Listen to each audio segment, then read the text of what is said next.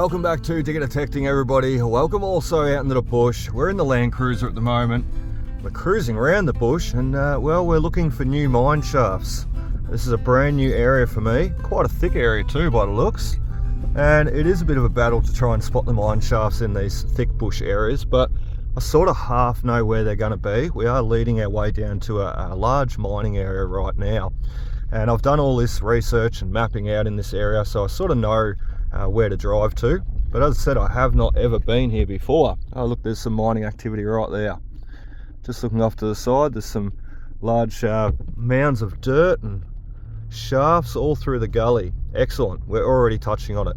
This is not ideally where I wanted to be either. We still need to go that little bit further, but look at that, straight away. So research is really key. It really is, and a lot of my research comes off trilobite, however you say it. A lot of different ways you say it, but a lot of my research comes off that, and I seem to put myself on the money with that application. Not only that, I cross-reference it with different online tools such as Trove, State Library Victoria, MapShare online. You can look at the old maps and look where the bush was very thin back in the day, because where it was very thin, well, chances are it was mined out and all the timber was cut down and used for the mines. So you know all that, you think all that, you use all those references, and it helps you put you into these areas. So look at that, mines everywhere.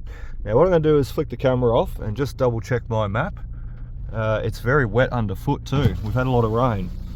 So just check my map, because if we don't need to drive further, we certainly won't be. And we don't want to get the car stuck today, that's for certain. So just check my map and we'll just jump out after we find a park and know that we're in the right area. And we're going to turn that 6000 on, start finding the gold, hopefully. Alright, well here is as good a spot as any, I reckon. And just one thing I'm going to say before we walk away from the car, you know, get ourselves kitted up and walk away from the car. Always mark your map. You know, if you've got a GPS locator beacon, or if you've got an application on your phone such as I do with Trilobite, it marks your map and it even follows your footsteps.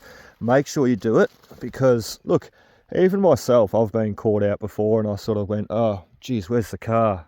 You walk over a few gullies, you get lost, and you start wondering, you know, where was the car? Which hill did I leave it on?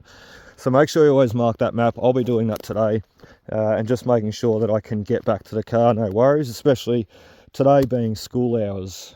So I certainly don't want to have to rush out of here late and be late to pick up the boys. So that's the gully that is in question that I want to check out. Now this is a very rich little gully, and it goes straight down obviously and then jumps over into the next gully. The next gully once again was very rich, and what we should see here we are already walking away from the car, but what we should see here, just as we're seeing in front of us, is small shafts. Now they wouldn't have bottomed very deep as they made their way down in the gully, and that's a key areas to detect. I mean, you could, as I say, detect up the top of the hill there around the big shafts such as this one in front of us, but ideally you're only detecting the malachite.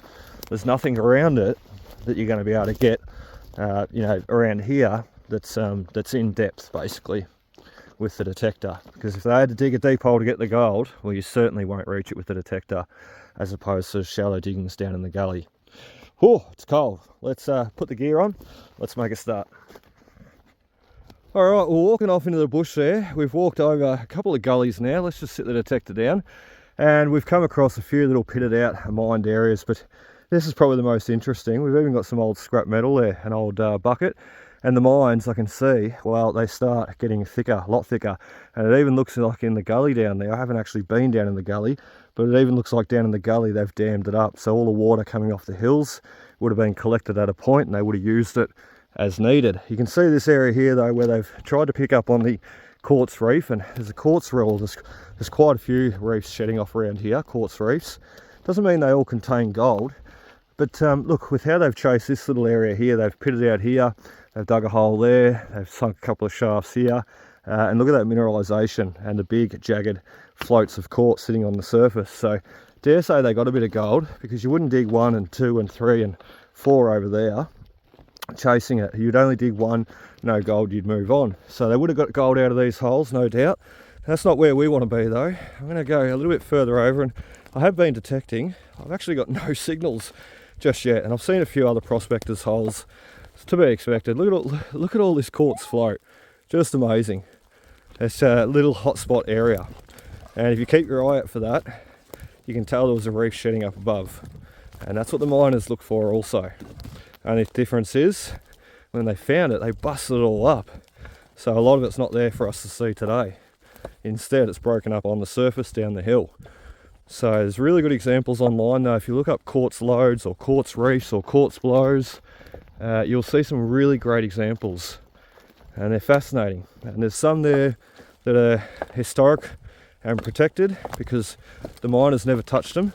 They just weren't rich enough, but they're still now there today and protected, which I think is fascinating. Here's a couple more shafts, and as I said, we lead down into the gully. I think it's going to be dammed up. It's just very thick down there, but I think it's going to be dammed up, and we're going to go check that out next. Let's do a bit of detecting around these first. Just walking away from the detector now on this last dig. We've just put the harness down and the detector. We're just taking a bit of a break. We still have not found any gold just yet, and that's okay. Not every day is a success on the gold, but every day is certainly a success getting out there and exploring and sharing these adventures, and that's what I love most. Don't have to find the gold. The gold is just a bonus though. We would like to find it, but at the end of the day we walk out happy as without it. So you can see here we've got a lot of more pitted out holes, and I actually didn't know these were here. They run all the way up that little tributary gully, and this gully feeds off into the big main gully where we have been hunting. So somewhere over there is where we sort of come up out of the main gully, come up over this direction and walked up over the hill, and bingo, we've seen all these. So lots of shallow diggings, lots of great opportunity here for a detector. Big coil, small coil, you know, you clean it all up, and then, you know, with the smaller coil, then come back and punch deeper, bigger, or punch deeper with the bigger coil, I should say. So getting excited. I can't wait to swing the detector over here. And it's pretty clean, pretty clear in here. It's excellent. We were supposed to show that dam there before too. We got distracted and we walked over here, as I said. But there is another dam. They've dammed up this whole wall in front of us. So as the water comes down, once again, collects from the hills and comes down this little feeder gully, it collects and banks up at that point, allowing all these miners to collect their pay dirt, wash their pay dirt right here. And in actual fact, that's what you're seeing with these small gravel tailing piles. So that is all washed dirt, all washed pay dirt, and you can see it's sort of graded into certain grades. You know, you've got the heavier stones here, and then, you know, you look around, you've got little patches of white sand like this, where they've really sluiced it off, and that's all it is, just white quartzy sand all the way down.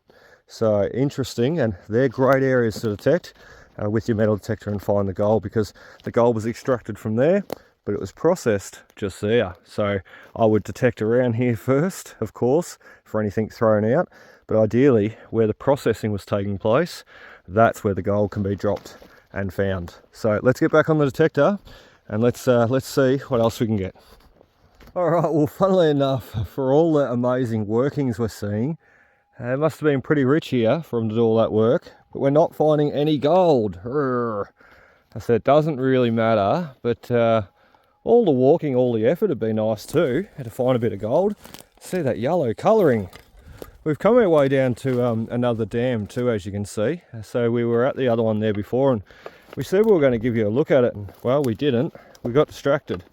But then we kept coming down here, and they've just done the same thing. As you go down the gullies, generally, is general rule of thumb, they've just dammed it all up. So every different miner, you know, the series of miners in between these dams would have needed the water, and if you just dammed it all up at one end, well, it makes it hard for all the miners up the other end, doesn't it, to process all their dirt and all their pay dirt and wash. A heap of workings on the other side of that hill there too, and what I can see over there is, looks like an adit they've cut out into the hill, but I don't want to get over there just yet because I don't really want to cross down that gully, because I want to stay on this side, because this is the way, or this is the side of the car. I should really be detecting all this, but what I am doing instead of detecting is mapping it out as I walk. So that's going to a little cave mine maybe. Oh, and they're going deeper here, much deeper. So look, even if I don't detect all of it today, I mean, I can't detect all of it today, at least I can map it out for future. And these gullies here, as I said, this is the main one. that I wanted to get into. Oh, look at all the workings up on top of that hill. All right, we're going to cross the gully now because we're going to go over and have a look at them. And I want to have a look at that that adit. And this adit, there we go. He'd be matching up with that one, no doubt. Tunneling down.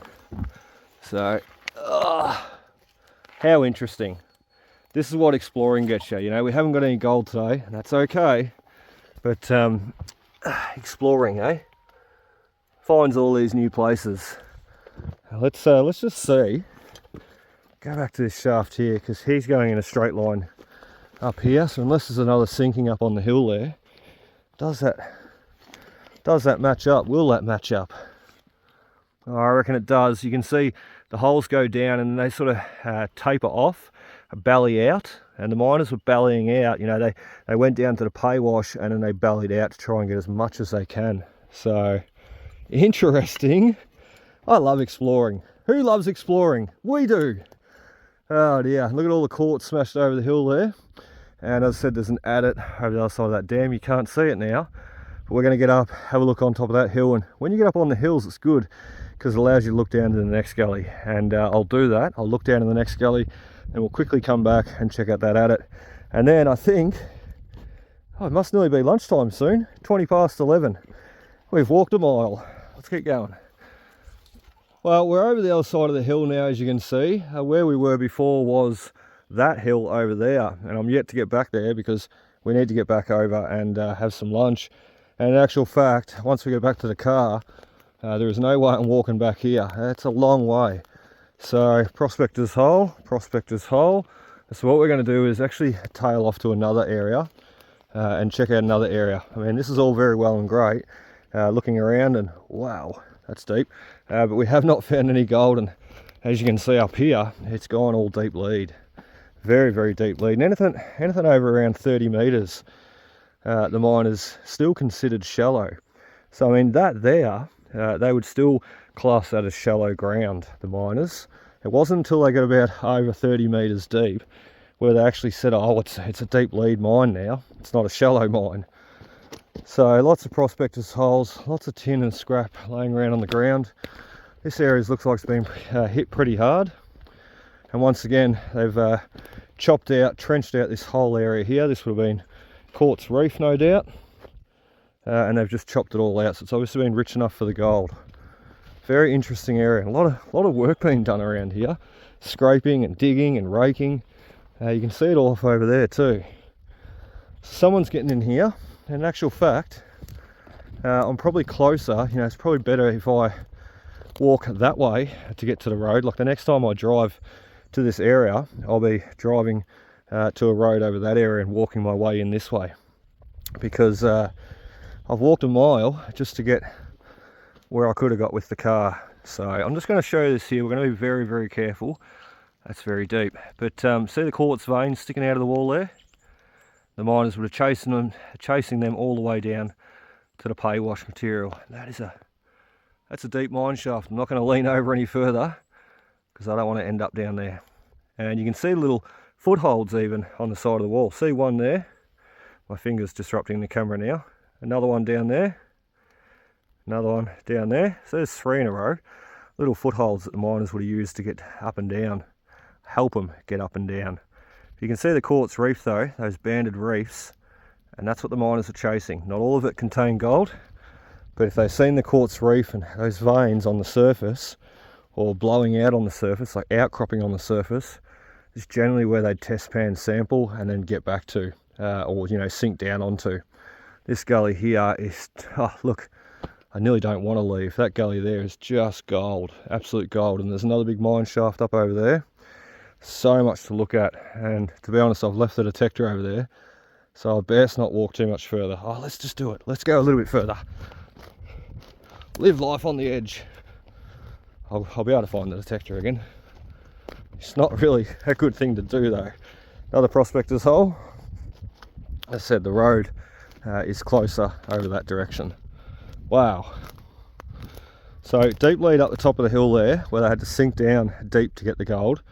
But it obviously trails out and gets shallower in the gully here, and that's what the miners were doing, pitting out in the gully. And oh look, I'm tempted to go over to the next gully and have a look, Big mine over there and dam over there. There's just so much extensive work done by the miners back in the day, and I love seeing it.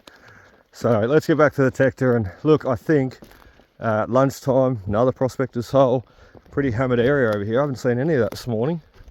But I think what we're going to do is head back to the car, have some lunch, and I'm going to drive down to a site where I've always, always got the gold, and we'll try and get it there, I think, for the afternoon.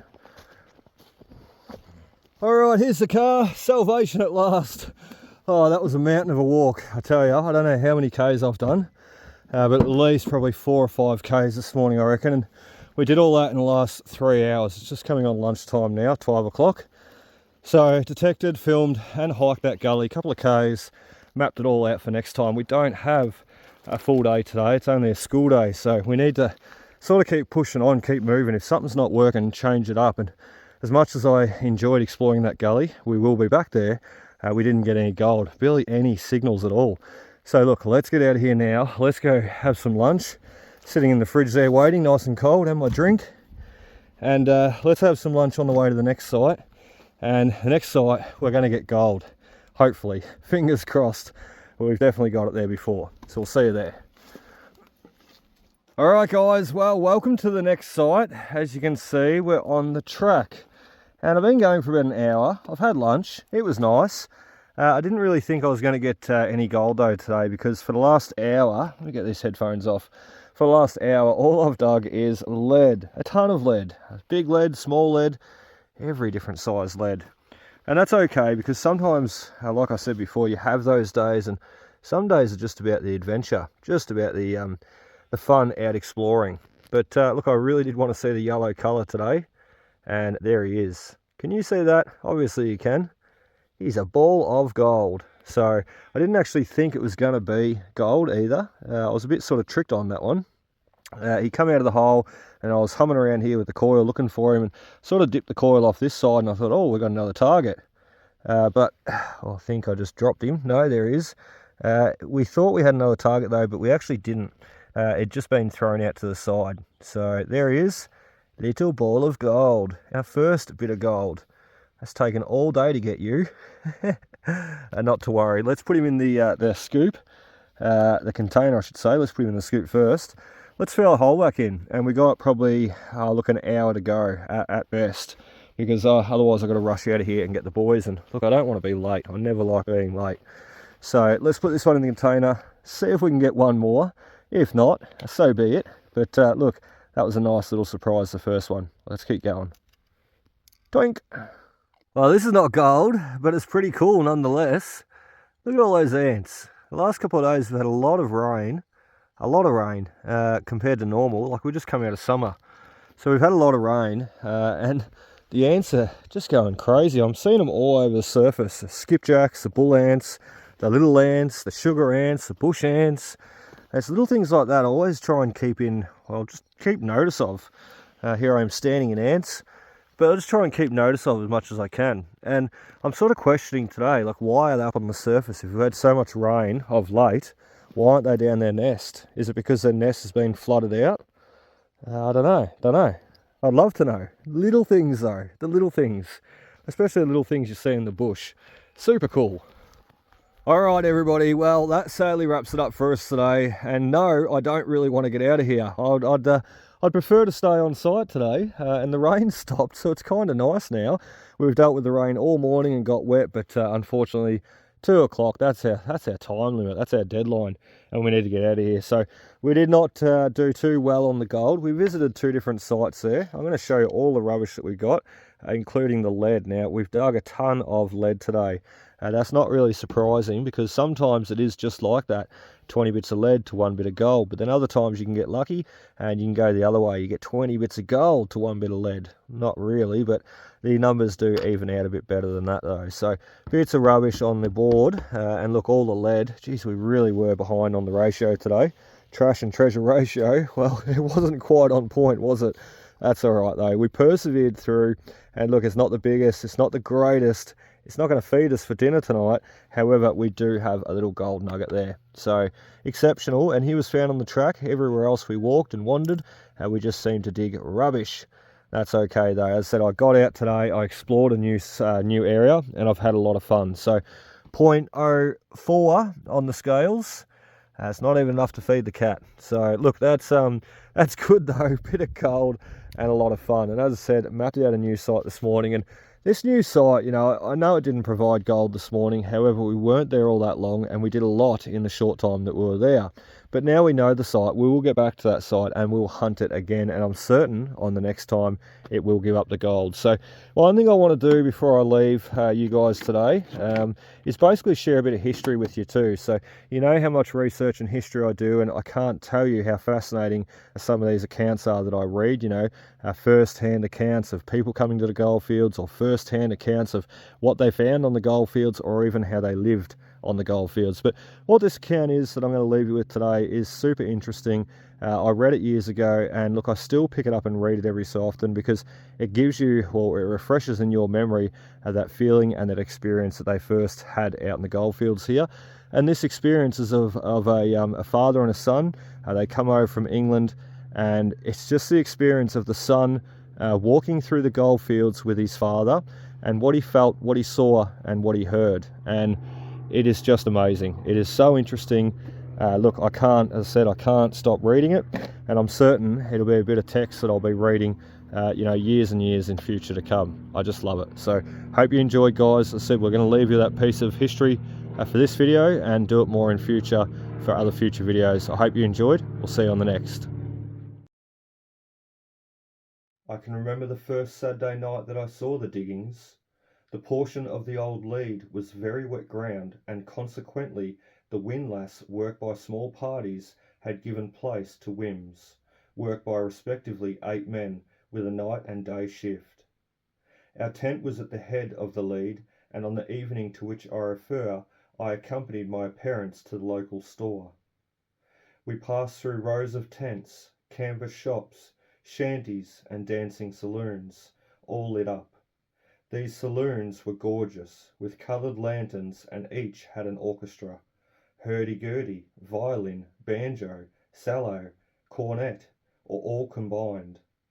The doorkeepers were shouting the merits of their respective programs. Beyond the line of the street were flashing lights of the whims, and the stationary ones on the braces, while from afar and near resounded the cries of the bracemen to the whim horses to turn, back up, go on, and so on. In my childhood's imagination it seemed like a glimpse of fairyland, and left an impression on my memory which has never been effaced.